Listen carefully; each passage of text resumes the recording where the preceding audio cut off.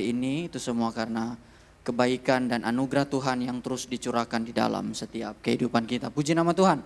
Dan pada kesempatan hari ini kita akan berbicara tentang tema God who lives inside you, yang dimana kita akan lebih memfokuskan pembahasan kita yang nantinya kepada the Holy Spirit convict us. Bagaimana Roh Kudus itu menyadarkan kita. Mari buka di dalam Yohanes, Injil Yohanes pasalnya yang ke-16.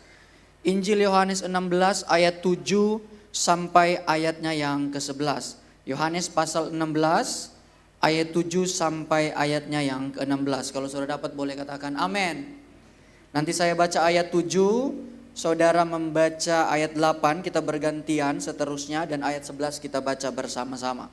Yohanes pasal 16 ayat 7 firman Tuhan, namun benar yang kukatakan ini kepadamu adalah lebih berguna bagi kamu jika aku pergi. Sebab jikalau aku tidak pergi, penghibur itu tidak akan datang kepadamu. Tetapi jikalau aku pergi, aku akan mengutus dia kepadamu. Ayat 8.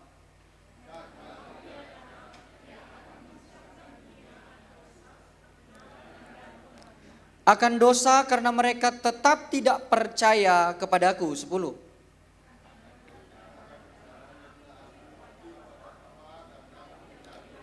Ayat 11, 1, 2, 3. Akan penghakiman karena penguasa dunia ini telah dihukum. Nah, kalau saya baca dalam teks aslinya, bunyi kebenaran firman Tuhan, ayat 7, aku mengatakan kebenaran ini kepadamu bermanfaat bagimu jika aku pergi, sebab jika aku tidak pergi, sang penolong itu tidak akan datang ke hadapanmu. Tetapi jika aku dibawa pergi, aku akan mengutus dia ke hadapanmu. Ayat 8. Dan ketika Roh Kudus datang, ia akan menyadarkan dunia dari dosanya dan dari kebenarannya dan dari penghakimatnya. Ayat 9, di satu sisi mengenai dosanya, karena mereka tidak percaya di dalamku. 10, tetapi mengenai kebenarannya, karena aku pergi kepada Bapa dan kamu tidak lagi melihat aku. Ayat 11, tetapi mengenai penghakimannya, karena penguasa dunia ini sudah dihukum. Berbahagialah setiap kita yang menerima firman Tuhan dengan rela hati. Kemudian saudara terus merenungkan setiap kebenaran firman Tuhan. Dan oleh karena kuat kuasa Roh Kudus, kebenaran firman Tuhan itu diteguhkan di dalam setiap kehidupan kita. Dan kita menjadi pelaku kebenaran yang menyukakan hati Tuhan. Nah saudara, kalau kita berbicara tentang pribadi Roh Kudus dan pekerjaan Roh Kudus di dalam gereja Tuhan, biasanya itu hanya dibatasi kepada hal-hal yang bersifat lahiriah. Kepada hal-hal yang bersifat terlihat oleh mata. Dan paling umum, orang mengenal pekerjaan Roh Kudus, mengenal karya Roh Kudus, itu biasanya hanya kepada berkata-kata atau berbicara di dalam bahasa roh. Ini saja yang paling umum kalau berbicara tentang pekerjaan karya Roh Kudus di dalam kehidupan orang percaya, pasti ujung-ujungnya kepada apa? Bahasa roh. Nah, satu kali ketika saya ada di sekolah pendidikan kependetaan, nah di sekolah itu Bapak Ibu gak mudah ya. Makanya hari-hari ini kadang saya miris. Banyak orang tidak mengalami proses penggemblengan menjadi seorang pendeta, mendadak bisa jadi pendeta. Sudah sekolah teologi, ya itu salah satu persyaratan. Tetapi prosesnya panjang saudara. Itu saya kurang lebih hampir 2 tahun. Pegang handphone 2 minggu sekali. Itu mulai jam 4 pagi sudah bangun saudara. Itu digembleng setiap hari begitu. Jam 5 sudah doa.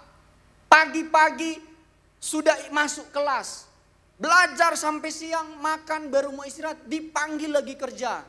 Wah kerjanya ngeri-ngeri saudara. Selama 2 tahun, praktek juga 7 tahun. Ikut pelayanan. Ada di bawah otoritas. Sehingga benar-benar ketika melayani, fokus tujuan bukan untuk diri sendiri.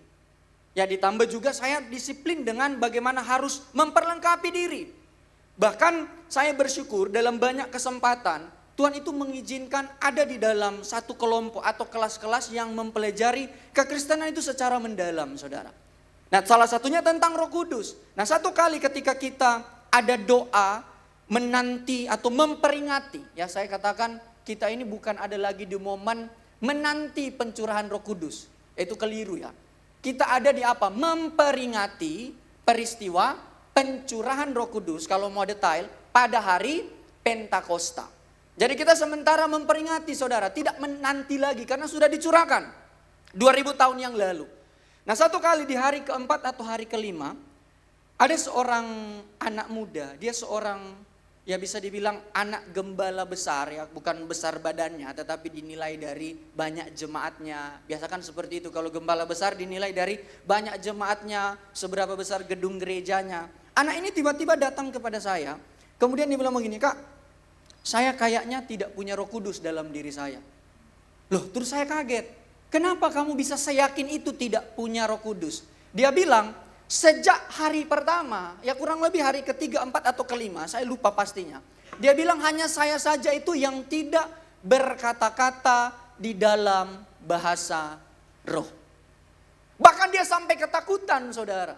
Karena mungkin ketika menyembah, dia perhatikan dia sendiri yang tidak berkata-kata dalam bahasa roh. Apakah pekerjaan Roh Kudus hanya dibatasi kepada hal-hal yang bersifat lahiriah semata? Itulah sebabnya perlu kita tahu bagaimana pribadi Roh Kudus dan bagaimana karyanya di dalam dunia maupun gereja Tuhan.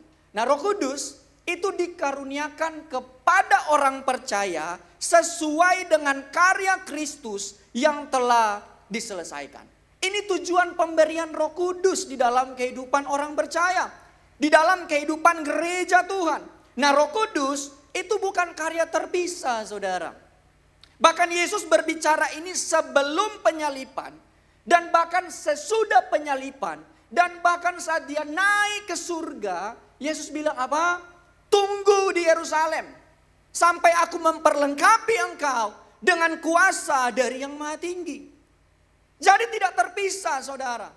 Banyak orang hanya mau menikmati Roh Kudus tetapi tidak peduli dengan karya Kristus. Bahkan peristiwa kenaikan Kristus ke sorga itu menjadi sesuatu hal yang tidak berkesan di dalam diri kita.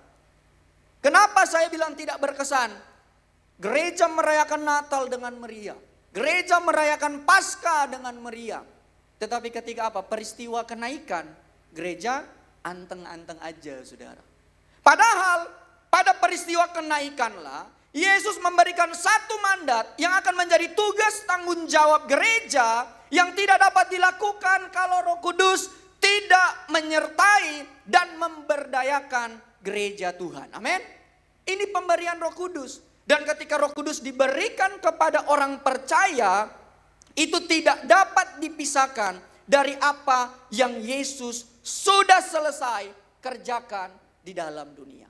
Jadi ketika Roh Kudus diberikan kepada kita, ada satu tugas yang akan kita kerjakan saudara. Dan jelas sekali di dalam pasal 16 ayat 7 sampai 8a, kalau kita lihat di sini, firman Tuhan mencatat, tetapi aku mengatakan kebenaran ini kepadamu. Perhatikan ya, spesifik.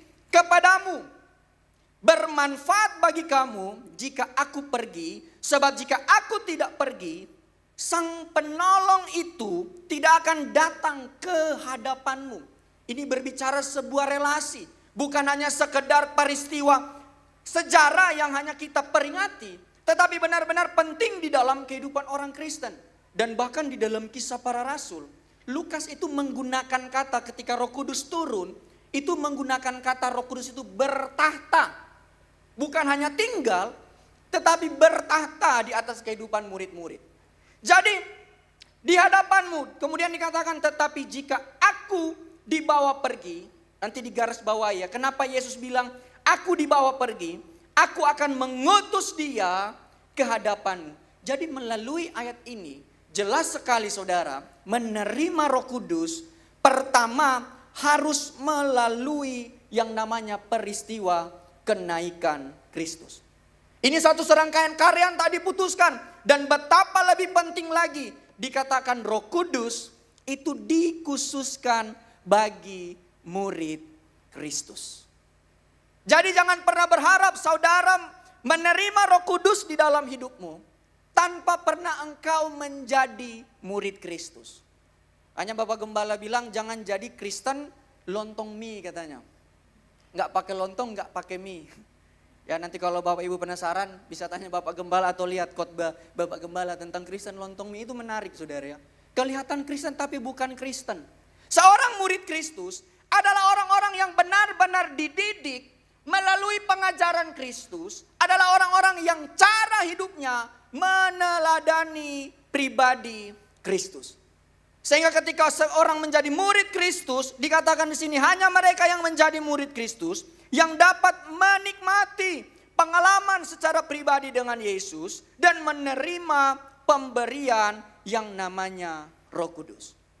Karena ada satu tugas yang akan kita kerjakan, dan ketika Roh Kudus datang, lihat saudara ya, pekerjaan utama dari Roh Kudus di dalam dunia ini, ketika Roh Kudus diberikan kepada murid-murid, mereka diubahkan terlebih dahulu. Di dalam ibadah yang pertama saya membahas dari pasal 14. Roh Kudus yang tinggal di dalam kita, Allah yang berdiam di dalam kita, itu mengerjakan pertobatan kehidupan terlebih dahulu.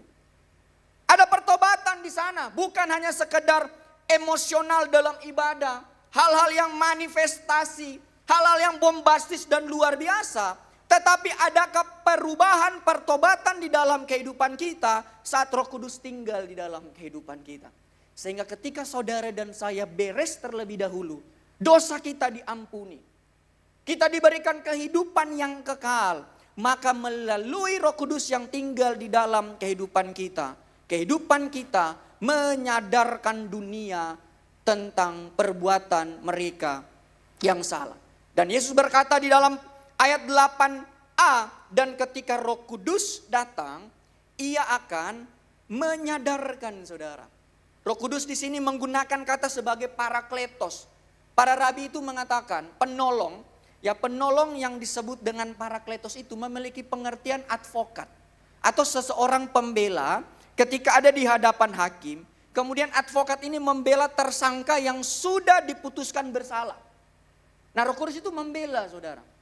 Nah, di dalam pembelaan itu mengerjakan apa? Mengerjakan satu perubahan hidup.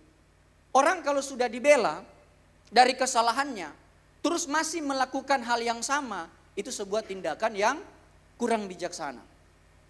Itu sesuatu tindakan yang membuat hidup kita menjadi sia-sia.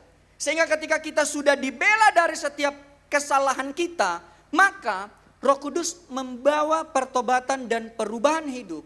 Sehingga melalui kehidupan kita, melalui cara hidup kita, dunia itu malu dengan setiap kesalahan dan setiap pelanggaran yang dunia lakukan. Ini fungsi Roh Kudus dalam kehidupan kita. Bagaimana dimanapun engkau berada, lewat cara hidupmu, engkau menyadarkan orang lain, mereka membutuhkan Kristus di dalam kehidupan kita. Dan bahkan menyadarkan kita setiap hari saudara. Bahkan ya penting sekali Roh Kudus itu di dalam kehidupan kita. Karena ada banyak hal yang sesungguhnya itu terlewat dari pandangan kita. Seperti contoh, mungkin saudara berpikir karena saya orang yang suka berdoa, suka beribadah, suka melayani. Itu hal-hal yang biasa. Saya mau katakan itu salah satu bagian dari Roh Kudus itu menyadarkan kita di dalam hidup ini. Kadang mungkin ya saya dengar banyak sekali kesaksian. Lagi bekerja Roh Kudus gerakan, Tuhan gerakan untuk berdoa. Lagi ada dimanapun Tuhan gerakan untuk apa? Melakukan sesuatu untuk mempermuliakan nama Tuhan. Kita jadi saksi saudara. Bukan menjadi orang yang tidak peduli, orang yang acuh tak acuh, orang yang tidak suka membangun hubungan dengan Tuhan. Nah itulah sebabnya ketika dikatakan Roh Kudus itu datang untuk menyadarkan dunia dari setiap kesalahan dan pelanggaran dan membuat dunia malu atas karya Kristus. Yesus menegaskan bahwa Roh Kudus diberikan kepada mereka yang hidup sebagai murid Kristus. Amin.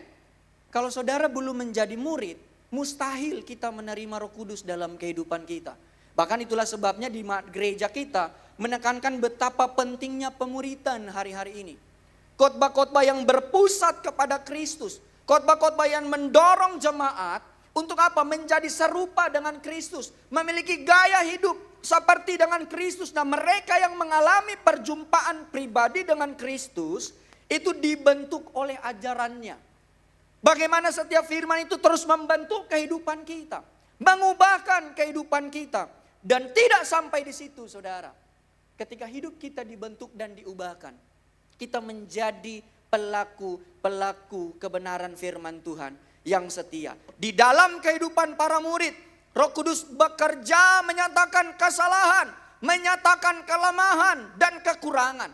Lalu menuntun kehidupan kepada pertobatan yang sejati.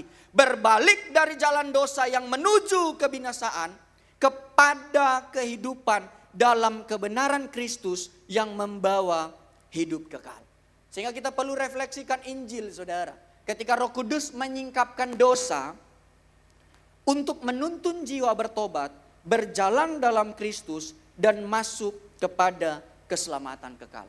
Ini pekerjaan Roh Kudus dalam kehidupan kita. Itulah sebabnya, walaupun mungkin kita hidup di dalam dunia ini, ya kita berusaha dengan sebaik mungkin. Kita berusaha dengan semaksimal mungkin.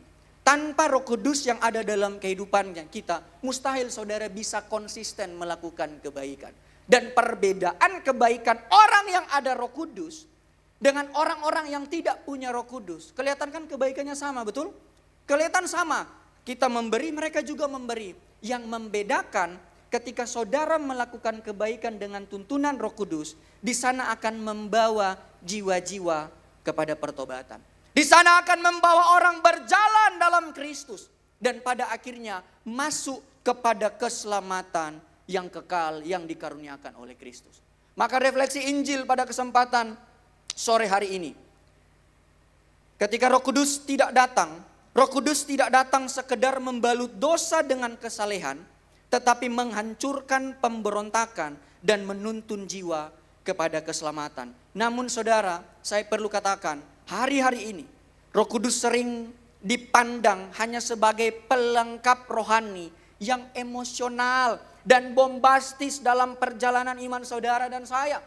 Roh Kudus itu hanya sebagai aksesori semata.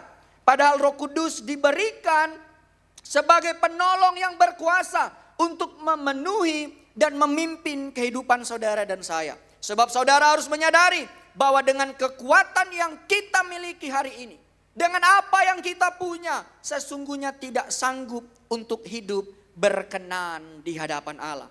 Namun Roh Kudus justru diperlakukan sekedar sebagai sarana untuk mendukung keinginan dan kehendak diri sendiri. Maka hidup dalam pertobatan jauh dari pandangan. Orang Kristen kalau nggak punya Roh Kudus, berapa banyak kebenaran yang engkau tahu, itu tidak akan ada gunanya. Karena apa? Penting sekali kebenaran yang ada dalam diri kita, kalau hanya disampaikan menurut ego kita, menurut ambisi kita, menurut kehendak hati kita, itu hanya akan menghancurkan orang lain, saudara. Bukan bertobat, malah apa? Tersinggung. Bukan sadar dan terima Yesus, malah yang terjadi sakit hati. Karena pada dasarnya kebenaran itu, naturnya akan melukai orang. Akan membuat orang terkoreksi. Nah, sudah natur kebenaran seperti itu, kita dengan sengaja menggunakan kebenaran hanya untuk apa? Nyerang orang, gak boleh. Makanya saya selalu kalau mengajar hermeneutika di kampus, saya bilang kepada mahasiswa, jangan jadikan mimbar ini untuk nembak-nembak jemaat. Gak boleh, saya bilang. Mimbar ini menyampaikan kebenaran, mengoreksi hidup, dan apa? Membangun kehidupan jemaat untuk datang kepada Kristus. Makanya coba lihat Kristus, saudara. Apakah di setiap kesempatan Kristus ngomong tentang kebenaran? Bahkan Kristus sendiri bilang, jangan membuang mutiara ke jumur babi. Nah itu dalam sekali maknanya, penting sekali. Kita sudah tahu nih kebenaran. Kita perlu bertanya, Roh Kudus ini waktu yang tepat enggak? Saya sampaikan kebenaran tersebut. Roh Kudus ini sesuai enggak dengan waktu Tuhan? Ada enggak anugerah dan kasih karunia ketika kita menyampaikan kebenaran itu? Tujuan kita menyampaikan kebenaran mengasihi jiwa-jiwa yang ada di dalam dosa. Yang ada dalam kesalahan. Bukan hanya sekedar menyampaikan, tetapi tujuan kita untuk mereka menerima keselamatan. Pribadi dan karya Roh Kudus menjadi semakin kabur, saudara. Ketika gereja tidak lagi memiliki kerinduan untuk mengenalnya lebih dalam. Akibatnya pekerjaan utama Roh Kudus untuk menuntun setiap jemaat kepada pertobatan yang sejati tidak lagi dinyatakan dengan jelas di tengah-tengah kehidupan orang percaya. Ini penting sekali untuk dibahas. Dalam pribadi Allah yang esa itu, ya kita mempercayai, kita meyakini, mengimani Allah yang sehakikat dengan 3 pribadi. Nah, pribadi salah satunya dalam ketritunggalan itu Roh Kudus. Nah, ini pribadi yang sesungguhnya paling tidak dikenal. Padahal di era gereja Tuhan sekarang, karya Roh Kudus itu yang paling dibutuhkan. Karya Roh Kudus yang paling kita perlukan. Karena gereja nggak sanggup, saudara, berjalan tanpa tuntunan Roh Kudus. Gereja nggak sanggup melakukan banyak hal tanpa Roh Kudus yang menggerakkan gereja Tuhan. Coba lihat ya, bagaimana gereja mula-mula itu mereka bersatu. Nah, ciri-ciri orang-orang yang punya Roh Kudus itu selalu rindu untuk apa? Menyatukan tubuh Kristus. Rindu untuk apa? Mengobati yang terluka. Rindu untuk apa? Merangkul yang jauh. Rindu untuk apa? Saling mendorong ketika ada dalam kelemahan. Rindu untuk apa? Berjalan bersama di dalam pengiringan akan Tuhan. Karena sesungguhnya ketika pribadi Roh Kudus disalahpahami di dalam lubuk hati saudara dan saya, yang paling dalam, kita seringkali tidak benar-benar menginginkan Roh Kudus memerintah dalam hidup kita. Saya dalam pelayanan, saudara, banyak sekali lihat hal yang salah. Kalau mau tegur bisa, saudara. Benar gak? Benar. Tetapi bagi saya, kalau saya lakukan itu hanya karena ego saya, hanya karena saya ingin menunjukkan orang lain salah dan saya benar, nah takutnya bukan waktu yang tepat. Bahkan di dalam menyampaikan firman Tuhan, ya, saya selalu bilang ke Bapak Gembala, Pak Gem, kalau mau minta ganti jangan dadak-dadak. Ya bukan saya nggak punya materi, banyak saudara ya. Di tab ini banyak sekali khotbah yang siap dikhotbahkan. Tetapi apakah sesuai dengan hati Tuhan bagi jemaat? Jemaat hari Minggu sore ini ibadah keempat lagi butuh bakso. Saya khotbah apa? Stik sapi. Nggak cocok. Enak ya enak, tapi saya nggak lagi butuh stik, butuh bakso. Makanya penting bertanya, Tuhan sesuai nggak waktu Tuhan? Bahkan ekstrimnya, kalau ada orang bertanya kepada saya, Pak Rian, si ini gini. Saya selalu bilang begini, kamu berdoa. Benar nggak Roh Kudus mau kamu itu mengoreksi dia? Nah saya ekstrimnya bahkan saya bilang begini, karena apa? Neraka itu tidak diciptakan untuk kosong ya. Memang harus ada orang harus masuk neraka, saudara. Artinya apa? Jangan bergerak dengan pikiran kita, dengan kehendak kita. Karena jangan sia-sia, bahkan Yesus banyak diam kalau itu bukan waktu yang tepat. Bahkan Yesus bilang apa? Kalau orang menolak kebenaran yang engkau sampaikan, ya sudah, kebaskan debu. Bahkan Yesus bilang jangan beritakan kebenaran, jangan adakan mujizat di tempat itu. Nah kita seringkali lupa bahwa untuk menyadarkan orang dari dosa itu pekerjaan Roh Kudus. Tetapi seringkali kita berusaha, kau harus berubah, kebenarannya ini. Nggak bisa, saudara. Tugas kita hanya apa? Menyampaikan. Urusan mengubahkan orang, mempertobatkan orang, itu pekerjaan Roh Kudus. Saya ini main debat di sosial media itu sejak dari 2014, saudara. Makanya kalau Bapak Ibu baru lihat debat-debat sekarang, saya sudah main dari 2014. Ya sudah aktif. Bahkan dahulu rumah-rumah ibadah tetangga sebelah kalau ada seminar kami pergi, saudara. Kami pergi debat di sana. Masih muda kan gak punya istri, gak takut mati. Kalau sekarang wah ada istri, ada anak-anak, wah jangan, istriku masih muda lagi, bisa nikah lagi dia. Kalau saya gak bijaksana, nah itu Roh Kudus, saudara ya. Nah lakukan sesuai dengan kehendak kita. Tetapi apa yang terjadi? Saya belajar. Menjadi orang Kristen itu bukan kita memendangkan debat atau memenangkan argumen, saudara. Bukan kita menunjukkan lebih benar dari orang lain itu salah. Tetapi kita dipanggil untuk apa? Memenangkan jiwa. Kita dipanggil untuk apa? Memberitakan Kristus. Sampaikan saja Kristus. Pasti kalau Kristus disampaikan, Ada pribadi-pribadi, kalau engkau membuka hati, Roh Kudus bekerja, ada sesuatu yang terkoreksi di dalam hidupmu. Kenapa saya sangat yakin begini? Papa saya itu perokok keras. Tetapi setiap minggu kalau khotbah rokok, dia keluar, saudara. Nggak bertobat. Bagaimana ketika akhirnya papa saya itu bertobat? Mama saya doain dia tiap pagi. Nah disitulah apa dia merasakan kasih Tuhan di dalam kehidupannya. Bahkan kalau sudah ngomong rokok, mukanya udah asam. Keluar. Nah tetapi ketika kebenaran itu disampaikan dengan penuh kasih, dengan waktu Tuhan, dengan tuntunan Roh Kudus, di situ ada perubahan yang membawa kepada pertobatan. Sehingga kita perlu katakan sore hari ini, karena Yesus. Sama-sama katakan karena Yesus. Karena Yesus telah mati memikul murka Allah dan bangkit mengalahkan kuasa dosa. Roh Kudus datang bukan untuk membuat manusia nyaman dalam dosanya, melainkan membawa orang berdosa mati terhadap dirinya dan hidup di dalam Kristus menuju kemuliaan. Makanya penting sekali Yesus di dalam kehidupan kita. Di ibadah 1 saya katakan, pribadi Bapa, Putra dan Roh Kudus itu tidak dapat dipisahkan. Hanya dapat dibedakan tapi tidak dapat dipisahkan karena sehakikat. Pribadi Allah, firman Allah dan roh Allah. Pribadi Allah dikiaskan sebagai sang Bapa, pribadi firman Allah dikiaskan sang anak, roh Allah seringkali disebut juga Roh Kudus. Itu nggak bisa dipisahkan. Nah sehingga ketika engkau menerima Yesus secara sungguh-sungguh hari ini, engkau mendeklarasikan Yesus sebagai Tuhan dan Juru Selamat dalam hidupmu, pada waktu itulah engkau menerima Roh Kudus di dalam hidupmu. Bisa baca Efesus 1 ayat 13. Di saat kita percaya, Roh Kudus diberikan di dalam kehidupan kita. Dimeteraikan saudara. Dalam sekali penyampaian tentang meterai ini. Nah J.C. Riley berkaitan dengan Roh Kudus. J.C. Riley dikatakan begini. Di mana Roh Kudus berada, di situ akan selalu ada kesadaran yang mendalam akan dosa. Kita jadi peka dengan perbuatan yang namanya dosa.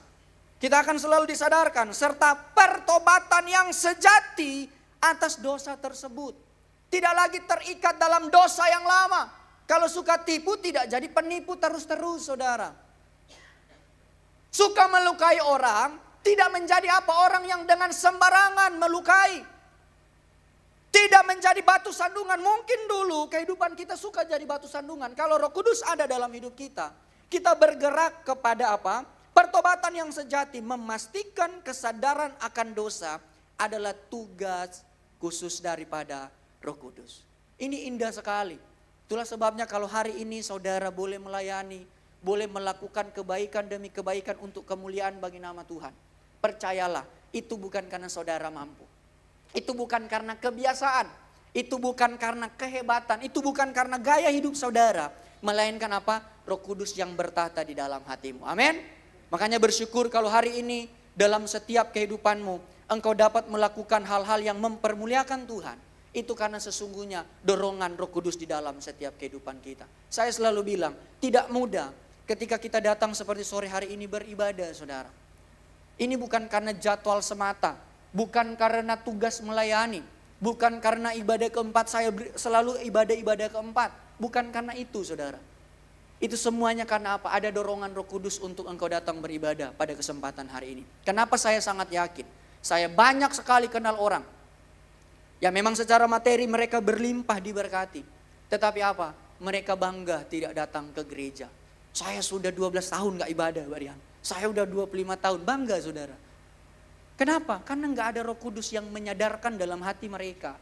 Karena perbuatan yang mereka lakukan itu sesungguhnya tidak berkenan di hadapan Tuhan. Itu sebabnya kita akan belajar pada sore hari ini. Apa yang disadarkan Roh Kudus dari kita atau dari saudara dan saya. Yang pertama tentang dosa kita.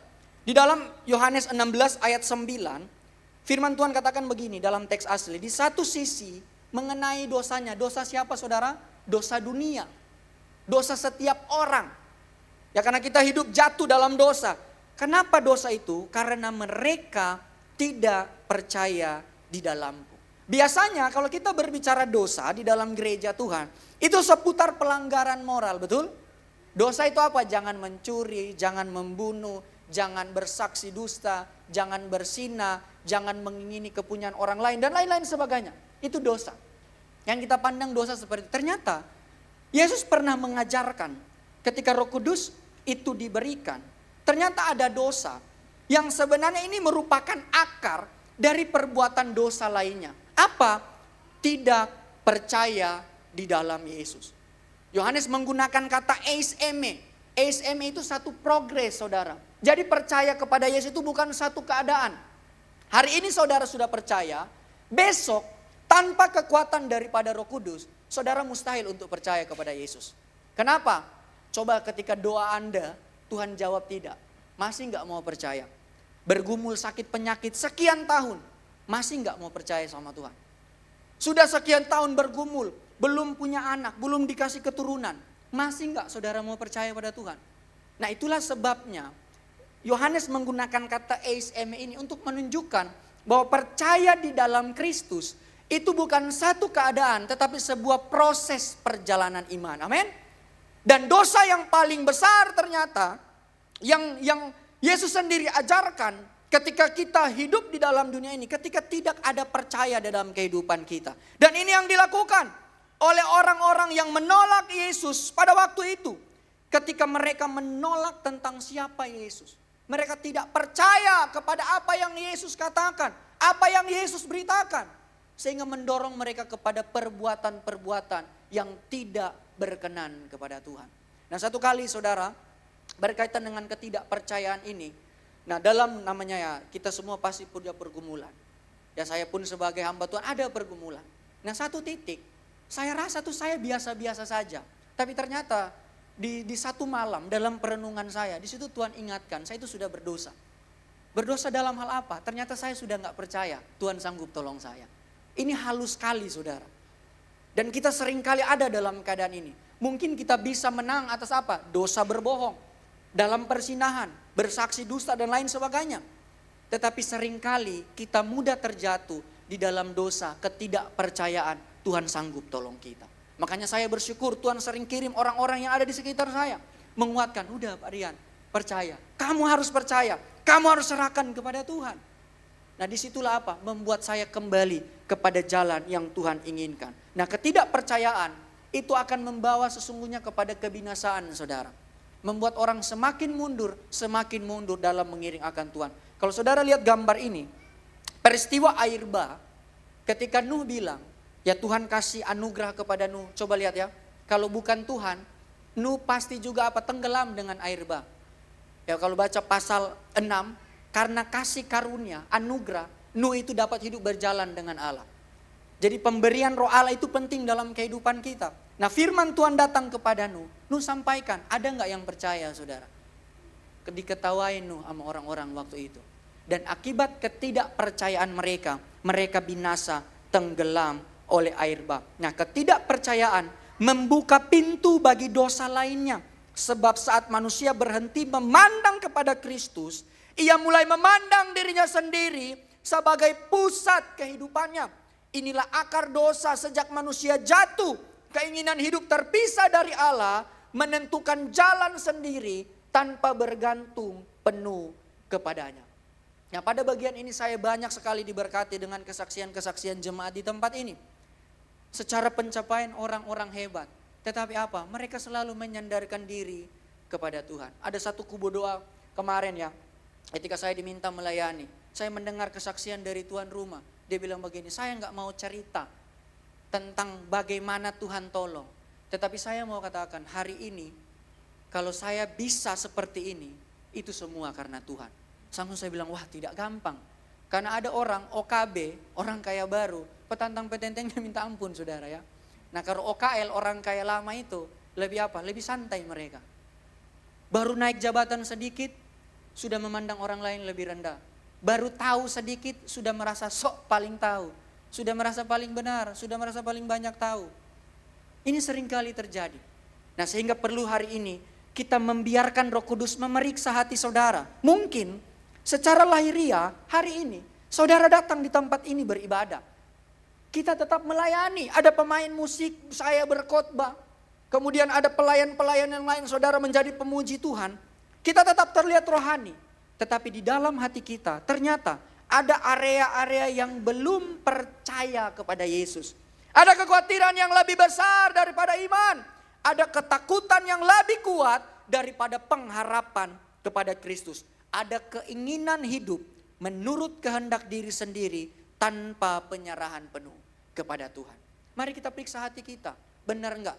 Di dalam kehidupan kita, kita sungguh-sungguh menginginkan, merindukan Roh Kudus memenuhi setiap hati kita. Dosa lahir dari hati yang menjauh dari Tuhan.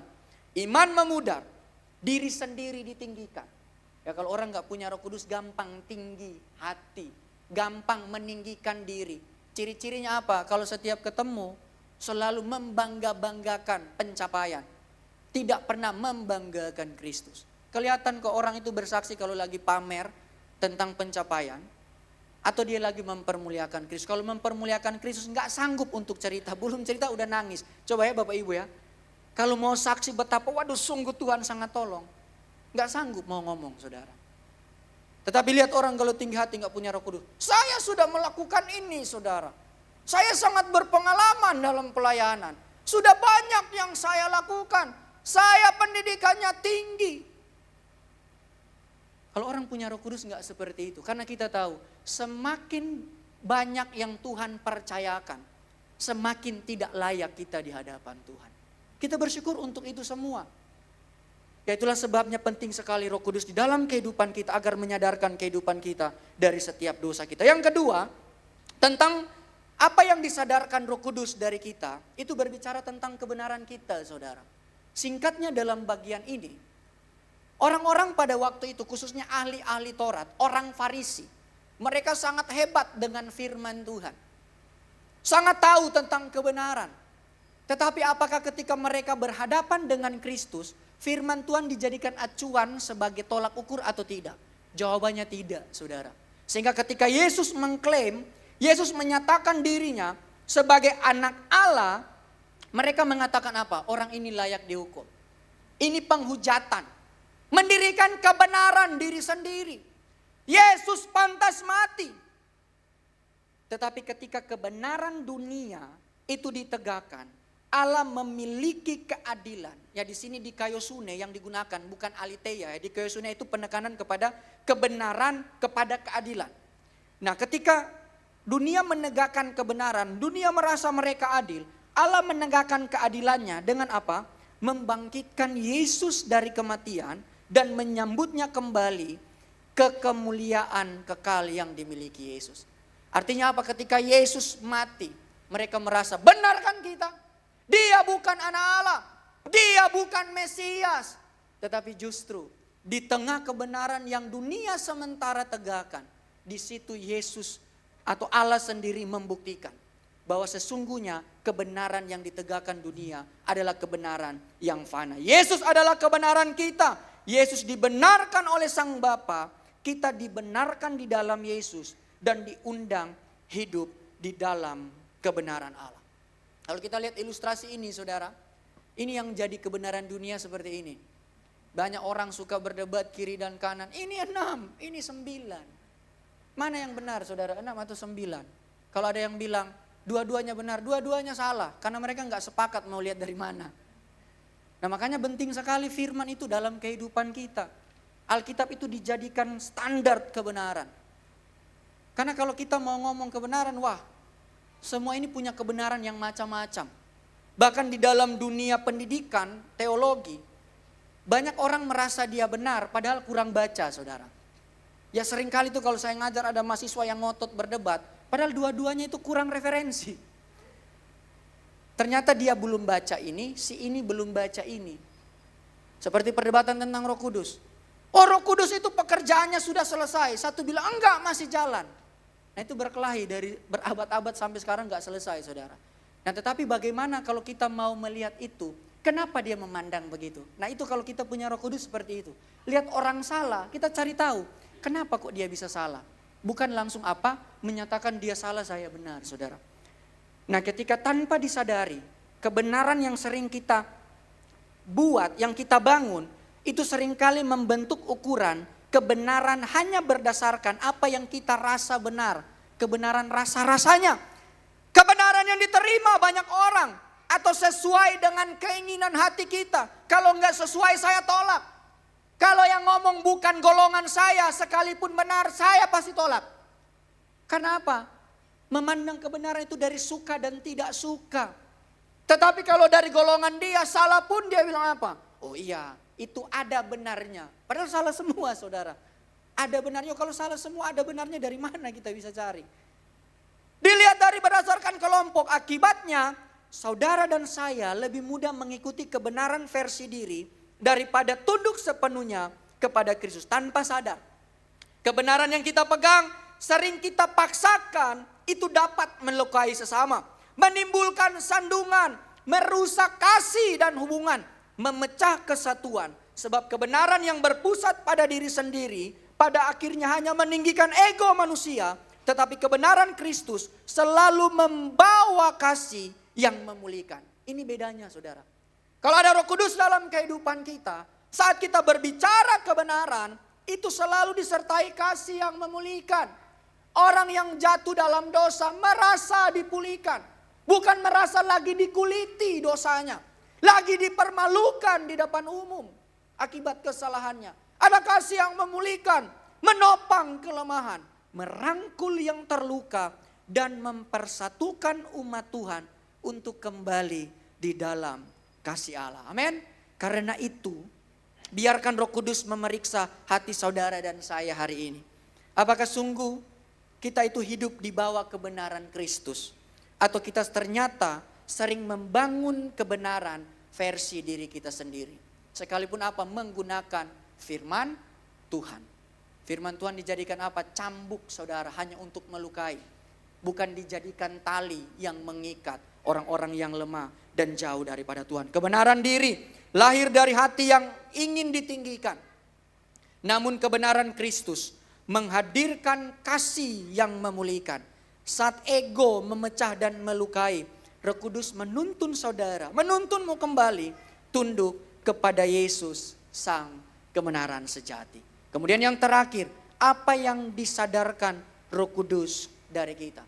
Kalau pertama berbicara tentang dosa, kedua tentang kebenaran sendiri, kebenaran diri, kebenaran dunia. Ternyata ketika engkau tidak beres dengan dosa, ketika engkau mencoba membangun kebenaran dirimu sendiri, di luar kebenaran Allah, di luar kebenaran Kristus, kita akan sampai kepada apa? Orang-orang yang suka menghakimi. Tentang penghakiman kita, pasal 16 ayat 11, tetapi mengenai penghakimannya, karena penguasa dunia ini sudah dihukum. Penghakiman ini pun bahkan secara tegas dan jelas, itu Yesus juga pun alami.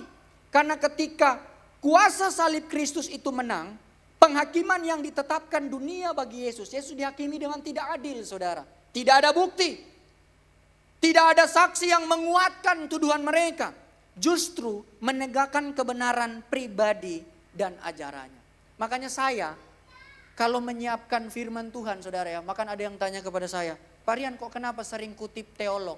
Itu saya nggak kutip yang tadi J.C. Riley, kalau saudara lihat.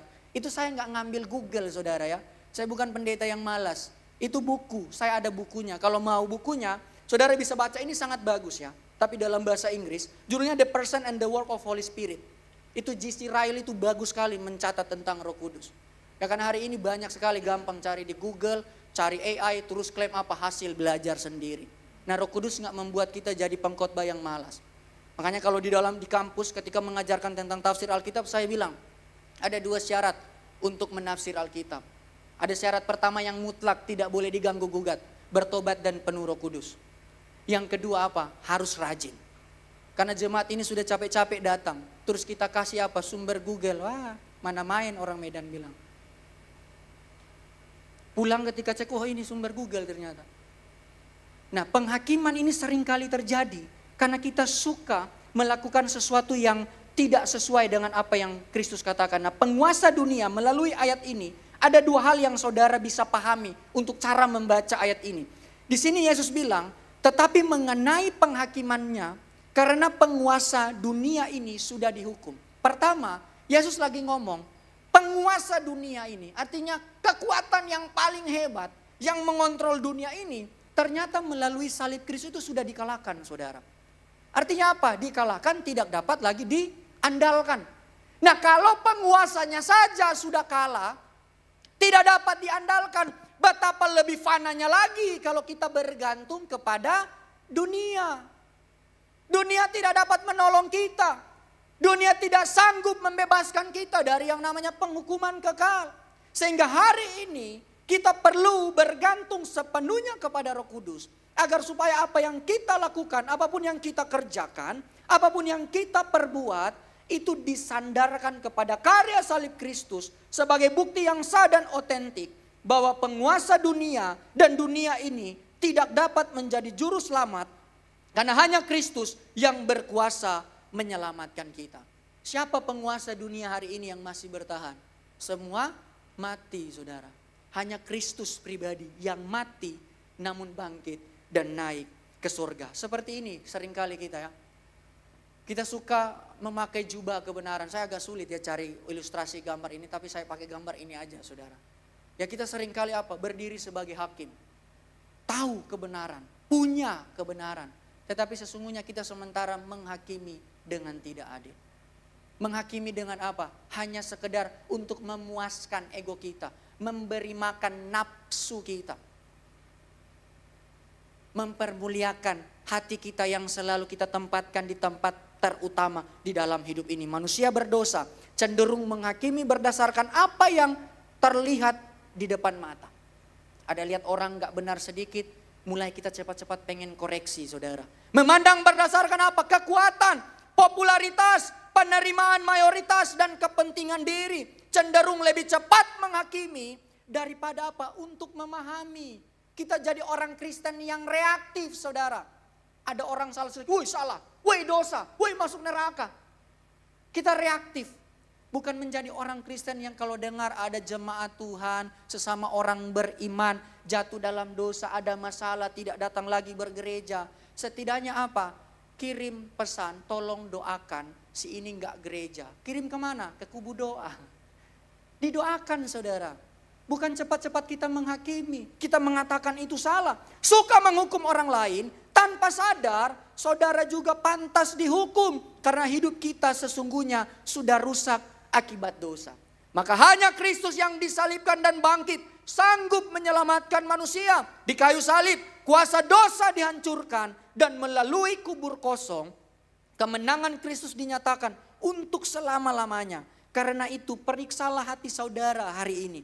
Apakah saudara masih menggantungkan hidup pada dunia yang sudah berada di bawah penghukuman? Apakah saudara lebih percaya kepada kekuatan diri atau kepada Kristus yang sudah menang? Saya undang pemain musik. Dunia cepat menghakimi saudara. Namun lupa dirinya pun telah jatuh dalam dosa. Apa yang dibanggakan manusia akan lenyap bersama waktunya.